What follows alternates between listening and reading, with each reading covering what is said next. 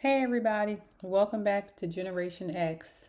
Been off for a while, getting a little mental break from all these reality TV shows and stuff that's been going on these YouTube streets.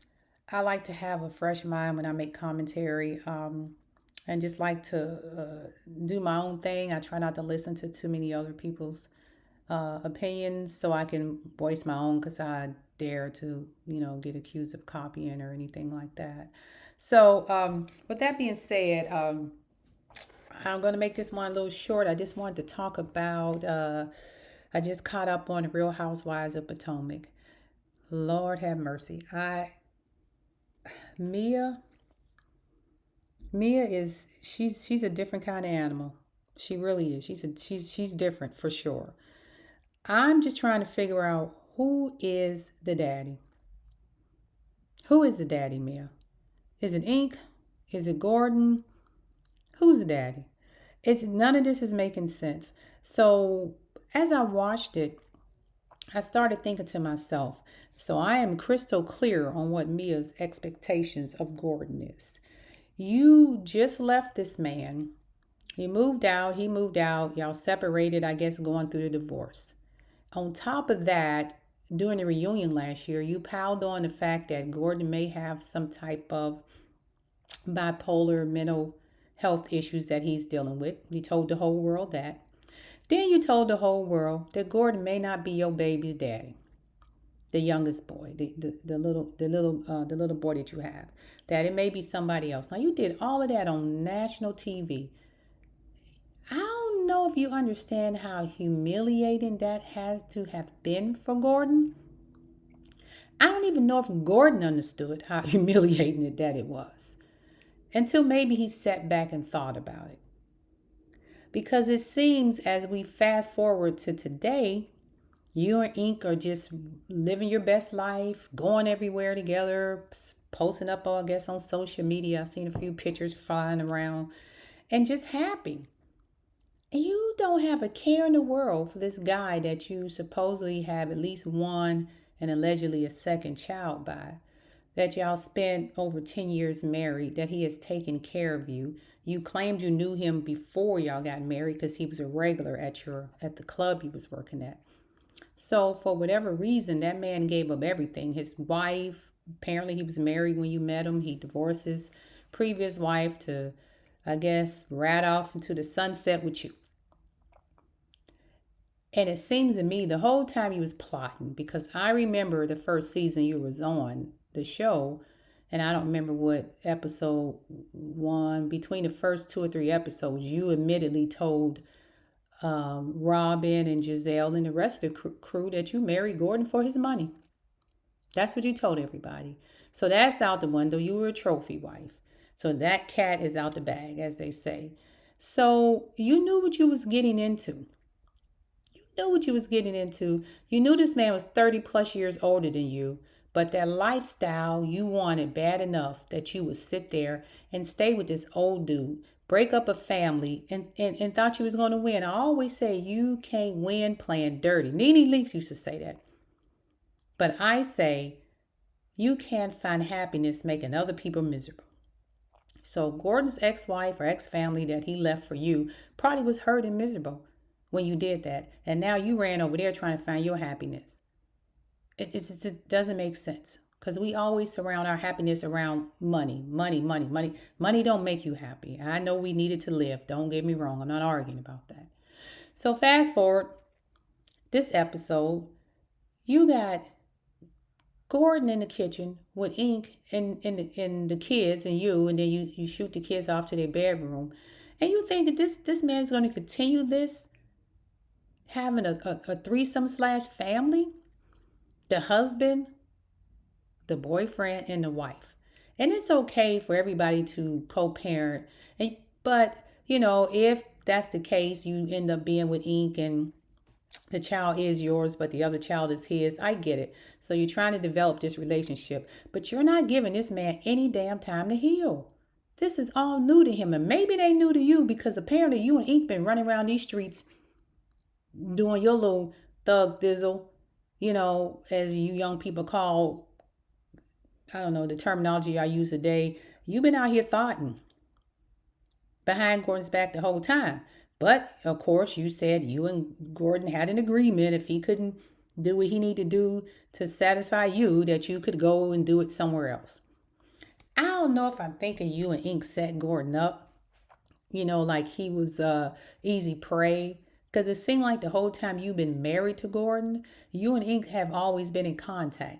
Something about, I think in the episode, he bought you a car while you were still with Gordon. It's just a lot going on there. And I really believe you used that man. And that man loved you, from what I can gather. Loved you enough to tell you, hey, if I can't do what I need to do to satisfy you, you have my permission to go somewhere else. But he just didn't want you to leave him. And just the fact that you did that man so dirty, I don't know what kind of person. I'm not questioning how you was raised. I'm not questioning like who raised you. But it's like you're soulless. You're a very selfish individual because it's all about you. And then, as usual, when people get into these positions, what they do then is try to turn the cheek on the other person. You turn it over on the other person, just like they do over there in Huntsville. So now you want all of a sudden Gordon, some abuser, nasty person, you can't take it no more. Well, you was fine and dandy when he had all that money, he was spending it on you. You was taking the abuse then. And I'm not making fun of anybody that's being abused, whether it's physically, emotionally, or financially. I'm not making fun of that. But it seems to me you was okay with the abuse for 11 years and 2 babies. But then when the money ran out, now the abuse is a problem. And see, this is what I be talking about. When you young ladies want to go on here and I need a man and make all this money, he got to make this and buy me that. Y'all be focusing on the money and not the character. And again, this is all alleged, in my opinion, for entertainment purposes only. If Gordon is the abuser that you said he was, why was you more focused on what he could do for you financially than the fact that he was quote unquote abusing you? Because I wouldn't have cared about the money. I would have cared more about my mental state and my physical state. Because the money can come. You can make money, anywhere. I mean, hell, you came off of a stripper pole. And so that was a come up like you know how to make money if you need to. So you was comfortable with that lifestyle and you didn't want to give it up. And that's why you stayed. And I think it's very disrespectful. I don't understand what type of person you are. You got a really, really cold heart. You really, really are. Again, you may be a very nice person. I'm saying what I see on the screen. A person who do what you're doing right now on TV with that man and your boyfriend has to be somebody who really, really, really don't give a, and I don't even want to cuss, but don't give a freak about the other person, because I would never do that to somebody. My generation, we would never do that. First of all, if you bring another man up into a man's home, your wife bring her boyfriend to the house and say, hey, by the way, the baby you've been raising for the last 6 or 7 years, it may not be yours, it may be his. There would probably be 2 freaking bodies laying in the goddamn floor of that kitchen. Who raised you people? And I said I didn't want to say that, but I'm just baffled that this generation just think this type of behavior is okay. Is freaking disrespectful. You gonna look that man in the face, say he has a mental health problem. By the way, hey, go me and my new boo, and that's probably his baby. You don't know. It may not even be yours. Where I grew up at, it would be a chalk outline. Somebody would be in the hospital. The police would be called. EMS would be there, something. It just wouldn't have went off that easy. So I'm glad that people held their composure, but that is some disrespectful stuff. And maybe looking back on it later on, you may look at it and say, wow, I didn't have to do it that way. And again, I get it. You signed up for TV. You want to show your real life. But some things are just sacred and don't need to be said on TV out loud just yet. I just don't get it. So you wrote this big old email about Gordon. You met him in North Carolina at a strip club. Y'all 30, almost 40, 30 plus years apart. Y'all was married for 11 years. You said he was young. You were young and not impressionable when you met him. You was 19 and you met him. And I guess he basically manipulated you and told you that he was going to take care of you. By the time you was 24 years old, you was running all his businesses. You said that you caught him cheating a couple of times on you. It's just a lot in that email. like he was emotionally and physically abusive to you and you just could not take it anymore. He lied about everything. He didn't know how to spend money. He was wasting money, and I'm sure he was spending a lot of money on you. The money he was spending on you wasn't wasted because you seem to be looking real good. Okay, but he didn't know how to balance his control his money. He was buying stuff he didn't need. Next thing you know, we bankrupt, and you called him a protective predator that was preying on young women. I said, okay, so what you're telling me is you was a young girl. This old dude came up to you with all this money flashing it at you, and you didn't say, you know what, he's mm, 30 plus years older than me. He's married. Maybe I can find somebody just a little bit younger with some money. You jump right on it.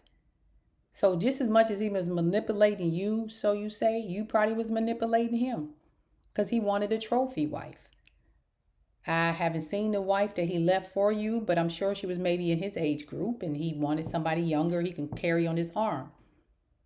Then you get in there, you all of a sudden you're a business woman. You running all the businesses for him because he don't know what he doing.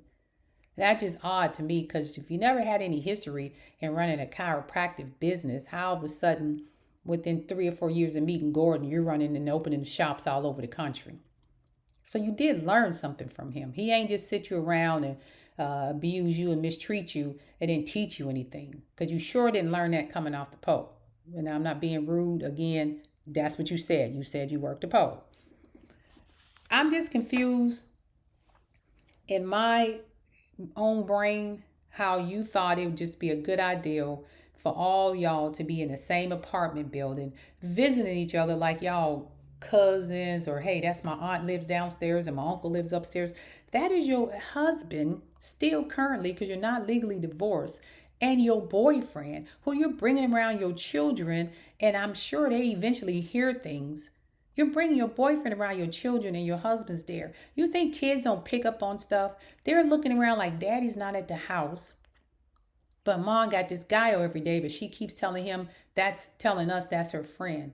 That is the dumbest shit I ever heard, Mia. I mean, it don't make no freaking sense. You are literally a very calculating um, when it comes to Gordon. Again, you could be the nicest person in the world, but it's you seem somewhat very calculating in the way you're going about and doing things to Gordon. And I think you ran because he filed bankruptcy. And I believe you saying, hey, let me get out of here now. I don't want my money I'm making off this show, what I got going, caught up in his stuff. And I'll help him out because he helped me out, but he not going to be touching my money. You're running now and you're taking your money and you're gone after everything that man did to you. And if he was running a business so terrible and you was a businesswoman, why didn't you stop him? Or he wouldn't let you stop. It's not making sense how this is coming out. And I know I'm just rambling, going back and forth, but I'm just trying to piece these puzzles together. Mia, do better. I don't care what, and again, I know this is filmed later on. It may be something different right now. I mean, filmed previously before we actually see what's in real time. But do better with that, man. That at the least, I don't blame Gordon for getting off of that show or walking away or putting that mic down. Because somebody probably whispered in his ear, or he probably looked back at it and said, why am I here filming this foolishness? But I guarantee you his family members probably said something. Because I remember you mentioning something about him being in business with his family or his brothers and they cut him out. That's probably why they cut him out, because of you. And they're probably saying, hey, if you ever want to get back in these businesses with us and get on our good side, she got to go. Get off of that show. Stop giving our family name a bad rap. Because when people see Gordon, they see his family. I'm sure the people know Gordon, know his family too. And so he's representing not just you, he's representing the other side of his family too. And they probably don't like that. They seem to be very quiet people because I haven't seen him on, nobody appeared on his show. I haven't seen a brother or anybody from his side of the family on that show. I think your mom showed up or something, and your friend Jackie, which is a whole nother story. So do better by Gordon. You know, act like you got a heart And again, I know you said Gordon did a lot of stuff to you and you're going to let it all out. And if I'm wrong, I will come back and apologize to you. I don't have a problem doing that if it's as bad as you make it out to be. But don't put that man down like that to try to make yourself feel better and look better about what you're doing. It doesn't look good.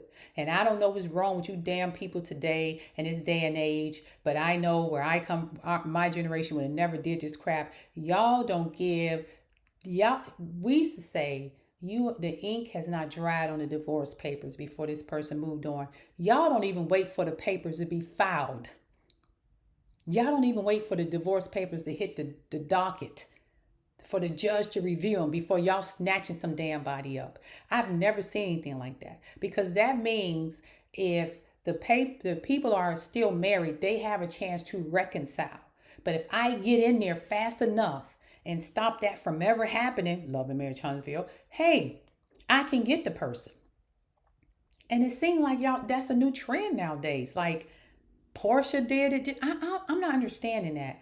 People who get divorced that fast and in a relationship before the divorce is finalized, to me, those are some of the worst relationships. And I'm not saying it's not going to last. All I'm saying is you still not healed from the first marriage, or you're still not healed from the divorce and you're already going somewhere else. Give that break. Breathe. Get your mindset together. Get your finances together. Get your freaking life together before you go drag somebody up in it. So you and him are not divorced, but you're dragging ink back up in it, who I personally think been here the whole time, in your mess. That just makes it even worse. It makes it even worse. And then you're filming it of all things. I think I said enough, because that really just pissed me off. And I don't even like talking like this. I will say this. And I have one more thing to say. Jacqueline, your best friend. I get it. She's your best friend. She's going to ride or die for you. She seems to kiss your butt, in my opinion. Anything you say, she jumps on it. But I got a sneaky suspicion Jacqueline is more than your best friend. I think Jacqueline is probably part of the throuple.